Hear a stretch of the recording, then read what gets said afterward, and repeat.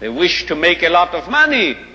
In Europe, every American student, even more every American adult, is regarded as someone who is just out to make a lot of money.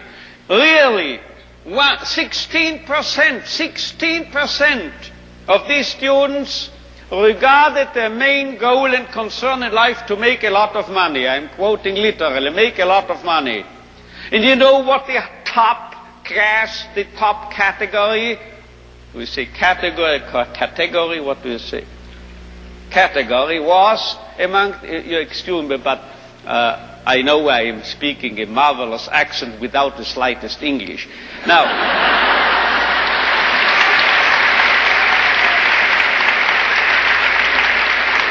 you know what the top category was?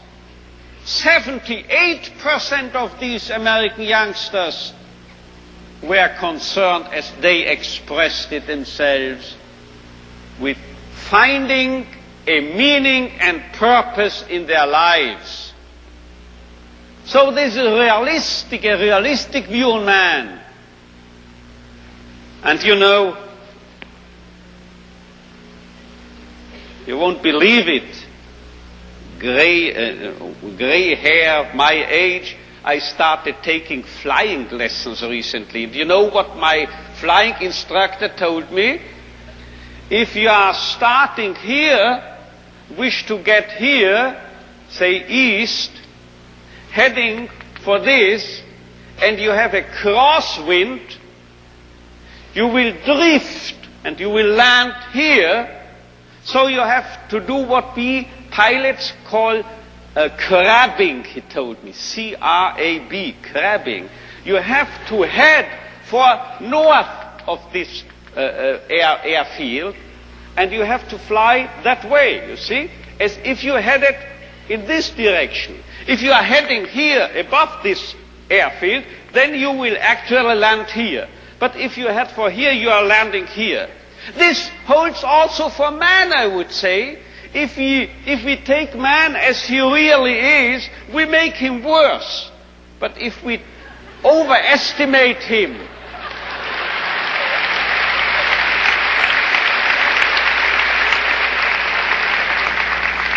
it's premature, your applause, you will soon know why. If we seem to be idealists and are overestimating, overrating man, and looking at him that high, here above, you know what happens? We promote him to what he really can be. So we have to be idealists in a way, because then we'll wind up as the true, the real realists.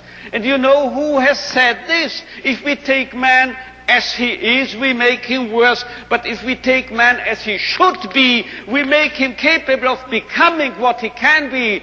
This was not my flight instructor, this was not me, this was Goethe. He said this verbally.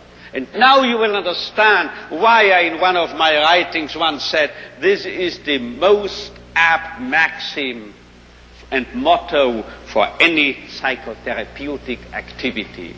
So if you don't recognize a young man's will to meaning, man's search for meaning, you make him worse, you make him dull, you make him frustrated, you still add and contribute to his frustration. While if you presuppose in this man, even in this so-called criminal or juvenile delinquent or drug abuse and so forth, there must be a what we call spark, a spark of search for meaning. Let's recognize this, let's presuppose it, and then you will elicit it from him, and you will make him become what he in principle is capable of becoming.